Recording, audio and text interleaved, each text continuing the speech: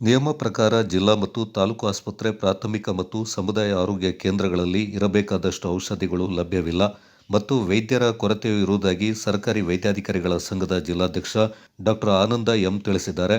ಪ್ರಸ್ತುತ ಜಿಲ್ಲಾ ಮತ್ತು ತಾಲೂಕು ಆಸ್ಪತ್ರೆಗಳಲ್ಲಿ 478 ವಿವಿಧ ಔಷಧಿ ಇರಬೇಕಾಗಿದ್ರೂ ಲಭ್ಯವಿರುವುದು 150 ಔಷಧಿಗಳಷ್ಟೇ.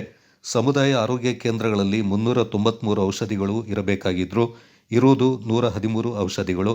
ಪ್ರಾಥಮಿಕ ಆರೋಗ್ಯ ಕೇಂದ್ರದಲ್ಲಿ ಕನಿಷ್ಠ 239 ಔಷಧಿಗಳು ಲಭ್ಯವಿರಬೇಕಾಗಿದ್ರೂ ಇರುವುದು 108 ಔಷಧಿಗಳು ಮಾತ್ರ.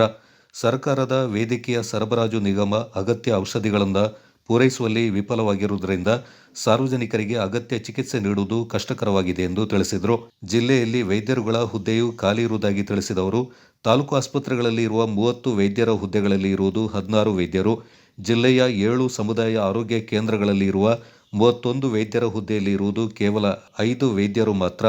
ತಜ್ಞ 20 ವೈದ್ಯರುಗಳ ಪೈಕಿ ಇರುವುದು 13 ಮಂದಿ ಮಾತ್ರವೆಂದು ಮಾಹಿತಿಯನ್ನು ನೀಡಿದರು.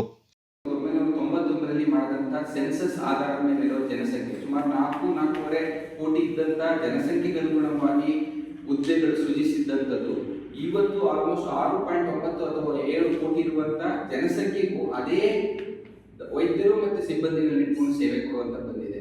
ಇವತ್ತು almost more than 50 to 60% patient load ಜಾಸ್ತಿ ಆಗಿದೆ. ಹೊರ ರೋಗಿಗಳ ಸಂಖ್ಯೆ ಜಾಸ್ತಿ ಆಗಿದೆ, IPD ಜಾಸ್ತಿ ಆಗಿದೆ, ಒಳ ರೋಗಿಗಳು ಅವ್ರಿಗೆಲ್ಲರೂ ಸಹ ನಾವು ಅದೇ ವೈದ್ಯರು ಎಷ್ಟು ಸಂಖ್ಯೆಯಲ್ಲಿ ವೈದ್ಯರ ಹುದ್ದೆಗಳು ಸೃಷ್ಟಿಯಾಗಿತ್ತೋ, ಎಷ್ಟು ಸಂಖ್ಯೆಯಲ್ಲಿ ನರ್ಸಸ್, ಎಷ್ಟು ಸಂಖ್ಯೆಯಲ್ಲಿ ಫೀಲ್ಡ್ ವಿಸಿಟ್ಸ್ ಅಲ್ಲಿ ಮಾಡಬೇಕಾದಂತ ಇತ್ತು, ಅದನ್ನೇ ಮಾಡ್ತಾ ಇದ್ದೀವಿ. ಆ ಕಾರಣದಿಂದ ನಮಗೆ ಒತ್ತಡ ಜಾಸ್ತಿ ಆಗಿದೆ.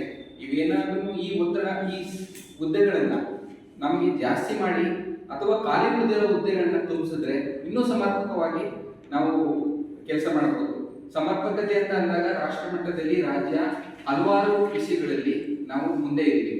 ಸುಮಾರು 2030ಕ್ಕೆ ನಾವು ಒಂದು ಗೋಲ್ನ ರೈಟ್ ಮಾಡಬೇಕಾದಂತಹ ತಾಯಿ ಮರಣವನ್ನ ಇಳಿಕೆ ಮಾಡಬೇಕು ಅಂತ ಒಂದು ಗೋಲ್ ಇದೆ, SDG ಅಂತ. ಅದಕ್ಕೆ 2030ಕ್ಕೆ 70 ಇಳಿಸ್ಬೇಕಂದ್ರೆ ನಮ್ಮ ಕರ್ನಾಟಕದಲ್ಲಿ ನಾವು ನಮ್ಮೆಲ್ಲ ನೀವು ನೌಕರರು, ಫೀಲ್ಡ್ ಡ್ಯೂಟಿಲಿ ಇರುವಂತಹ ನರ್ಸಸ್ಗಳು, ಡಾಕ್ಟರ್ಸ್ ಕೇಳಿಸಿ ಆಲ್ರೆಡಿ 68 ಕೇಳಿಸಿದ್ವಿ.